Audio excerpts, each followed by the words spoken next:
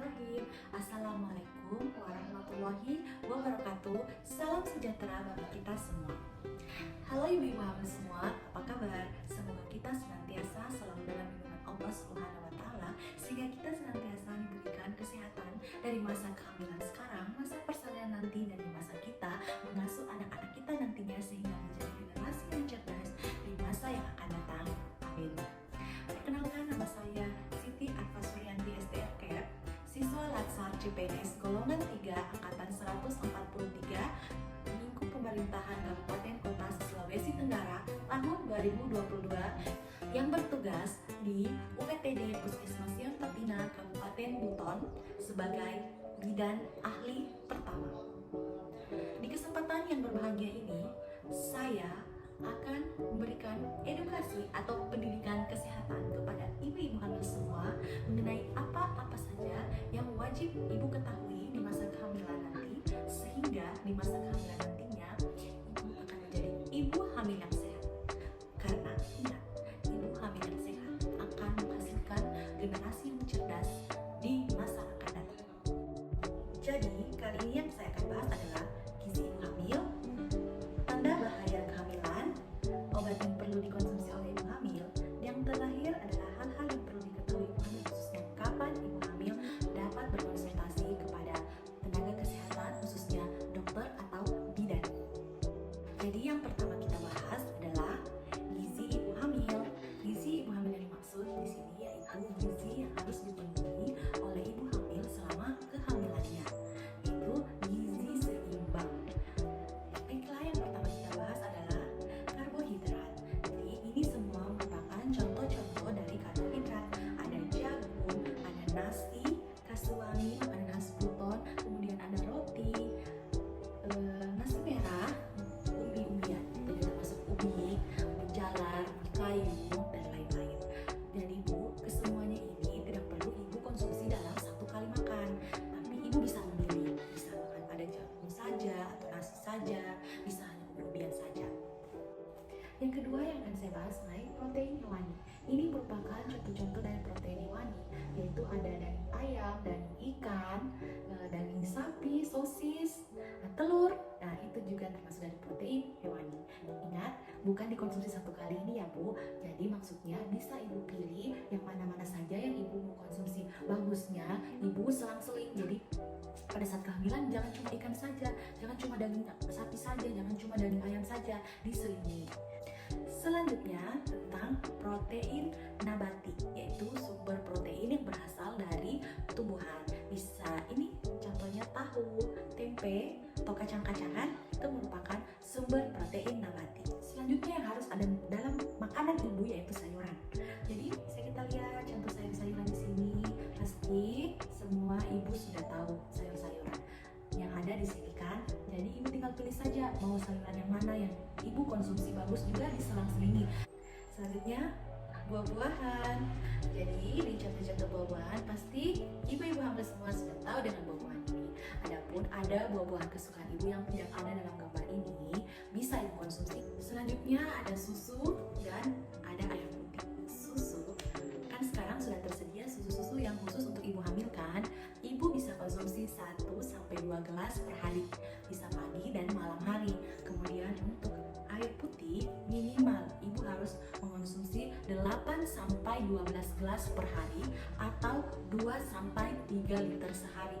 Itu sangat penting karena dengan ibu mengonsumsi air putih yang cukup, itu bisa mendukung sirkulasi janin dan produksi air ketuban ibu. Berikut adalah contoh isi piring. Jadi setiap satu kali makan, di dalam piring ibu harus ada makanan pokoknya, yaitu karbohidrat tadi, lauk pauk, yaitu protein nabati dan protein hewani, serta buah-buahan dan sayuran. Dan jangan lupa mengonsumsi air putih. Bahan makanan yang harus dihindari bahkan dibatasi selama kehamilan. Yang pertama, menghindari makanan yang diawetkan, karena makanan yang diawetkan mengandung bahan tambahan makanan yang sangat kurang aman bagi ibu hamil. Yang kedua, menghindari daging ikan, telur yang dimasak secara kurang matang karena mengandung kuman yang dapat membahayakan janin yang ibu kandung. Yang ketiga, membatasi mengonsumsi kopi dan coklat karena kopi dan coklat mengandung kafein yang dapat meningkatkan tekanan darah pada ibu yang akan meningkatkan risiko terjadinya keracunan kehamilan. Yang keempat, membatasi makanan yang berenergi tinggi seperti mengandung banyak gula. Contohnya kue ulang tahun atau kue tart dan kemudian keripik yang sangat manis. Yang kelima, menghindari makanan yang mengandung gas. Ini terutama bagi ibu-ibu hamil yang sebelum hamilnya mempunyai riwayat penyakit MAH karena dapat meningkatkan asam lambung atau nyeri ulu hati pada ibu hamil. Yang keenam, membatasi minuman soft drink atau minuman ringan karena minuman ini dapat meningkatkan berat badan ibu secara berlebihan dan menyebabkan bayi besar sehingga dapat menyulitkan pada saat persalinan nanti.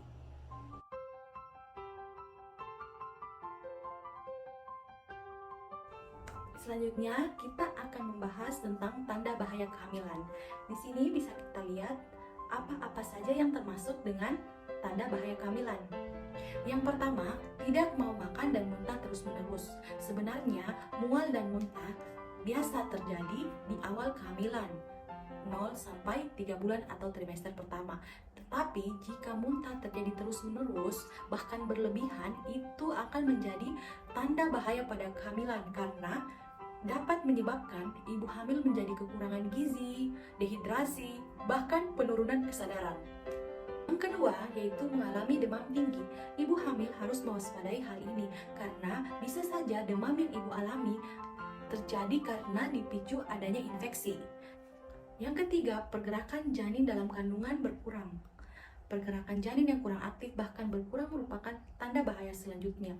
Karena jika hal itu terjadi, dapat menandakan bahwa janin kekurangan oksigen di dalam kandungan.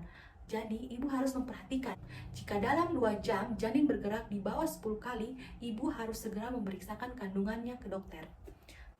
Yang kelima, terjadi perdarahan. Ibu hamil harus sangat waspada jika hal ini terjadi, karena hal ini bisa membahayakan bukan hanya pada ibu saja, tetapi pada janin yang ibu kandung.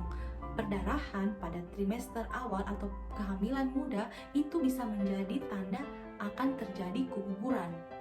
Dan jika perdarahannya terjadi pada kehamilan di trimester ketiga atau kehamilan tua, itu bisa menjadi tanda adanya plasenta yang retak rendah atau plasenta previa atau plasenta yang terlepas sebelum waktunya atau solusio plasenta. Yang keenam, air ketuban pecah sebelum waktunya. Jika hal ini terjadi, ibu harus segera ke fasilitas kesehatan karena dengan pecahnya ketuban sebelum waktunya akan mempermudah infeksi pada janin yang dikandung. Berikut ini obat atau vitamin yang wajib dikonsumsi untuk ibu hamil. Yang pertama, asam folat. Asam folat berguna untuk mencegah cacat lahir pada otak dan saraf bayi. Jadi ini penting dikonsumsi apalagi pada awal kehamilan. Yang kedua, mencegah keguguran. Selain itu, mencegah anemia dan menurunkan risiko terjadinya keracunan pada kehamilan atau preeklamsia. Yang kedua, kalsium laktat. Ini sangat penting dikonsumsi oleh ibu hamil karena memiliki banyak manfaat. Salah satunya berfungsi untuk memperkuat tulang dan gigi pada janin. Selain itu, untuk memperlancar peredaran darah dan degup jantung pada janin. Selain itu, membentuk otot dan saraf pada janin agar terbentuk dengan sempurna. Selain itu, bukan hanya pada janin saja, tetapi pada ibu juga untuk mencegah risiko terjadinya osteoporosis pada ibu. Dan yang terakhir, untuk mengurangi risiko komplikasi yang akan terjadi selama kehamilan.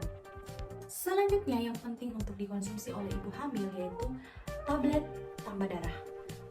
Tablet tambah darah itu mengandung zat besi, yaitu zat yang sangat dibutuhkan oleh ibu hamil. Bahkan sebelum hamil pun sebenarnya kita sangat membutuhkan zat ini, apalagi kita sebagai perempuan yang selalu mengalami menstruasi di setiap bulannya.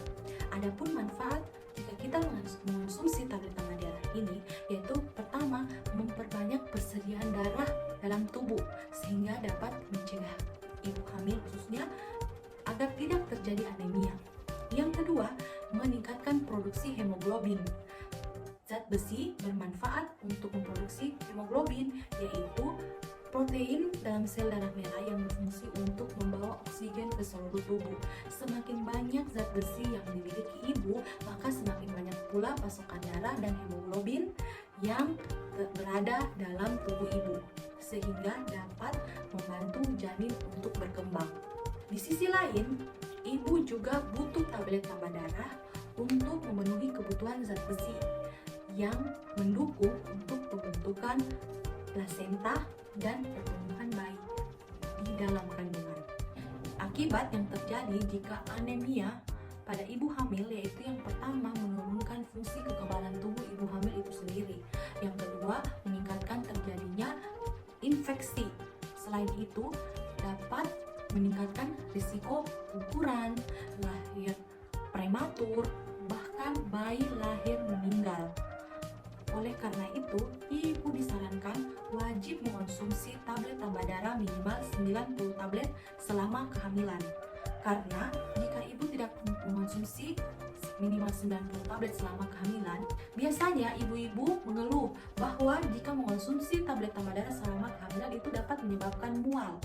Ada cara efektif yang bisa ibu lakukan agar ibu tidak merasakan mual pada saat mengonsumsi tablet tambah darah tersebut. Tablet tambah darah sebaiknya diminum pada malam hari sesudah makan malam atau sebelum tidur agar meminimalisir terjadinya mual setelah mengonsumsi tablet tambah darah. Yang kedua, sebaiknya mengonsumsi tablet tambah darah bersama dengan vitamin C atau bisa diganti oleh buah-buahan yang mengandung vitamin C seperti jeruk, jus buah atau sayuran agar mempercepat proses penyerapan zat besi dalam tubuh.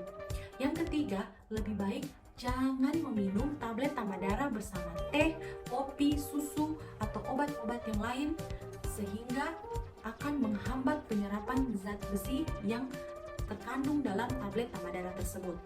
Selanjutnya yang akan saya bahas, hal yang perlu diperhatikan selama kehamilan sehingga ibu hamil menjadi sehat dan janin yang dilahirkan menjadi cerdas. Yang pertama, bersama suami lakukan stimulasi janin, yaitu berbicara dengan janin sejak hamil muda dan lakukan sentuhan dengan cara mengelus perut berulang 4-5 kali.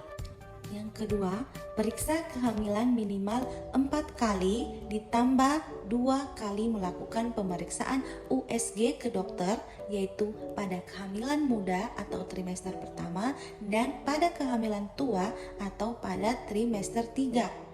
Selain itu, mengikuti kelas ibu hamil. Jika ibu mengalami keluhan, kelainan, atau sakit, segera mencari pertolongan bidan atau dokter tanpa harus menunggu jadwal pemeriksaan selanjutnya.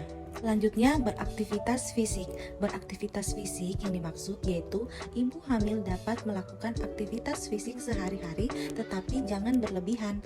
Kemudian, usahakan mengikuti senam hamil sesuai dengan anjuran petugas kesehatan. Selanjutnya, istirahat yang cukup. Tidur malam sedikitnya 6-7 jam sehari dan siang hari ibu harus usahakan tidur sedikitnya 1-2 jam. Kemudian makan lebih banyak dari biasanya ya. Tak kalah pentingnya yaitu menjaga kebersihan diri. Ibu hamil wajib mandi secara teratur 2 kali sehari, kemudian keramas minimal 2 hari sekali, dan menggosok gigi wajib 2 kali sehari. Dan setiap kali makan, ibu hamil wajib mencuci tangan pakai sabun dengan air bersih yang mengalir. Selain itu, ibu wajib menjaga kebersihan payudara dan menjaga kebersihan daerah kemaluan. Ingat, harus mengganti celana dalam minimal 2 kali sehari. Untuk hubungan suami istri, selama ibu dan janin dalam keadaan sehat, itu diperbolehkan. Itulah tadi hal-hal yang wajib atau penting diketahui oleh ibu hamil selama kehamilan sehingga ibu hamil menjalani masa kehamilannya dengan sehat dan melahirkan generasi yang cerdas di masa yang akan datang. Semoga apa yang saya sampaikan tadi bisa bermanfaat bagi kita semua. Akhir kata, wabillahi taufiq wal hidayah. Wassalamualaikum warahmatullahi wabarakatuh.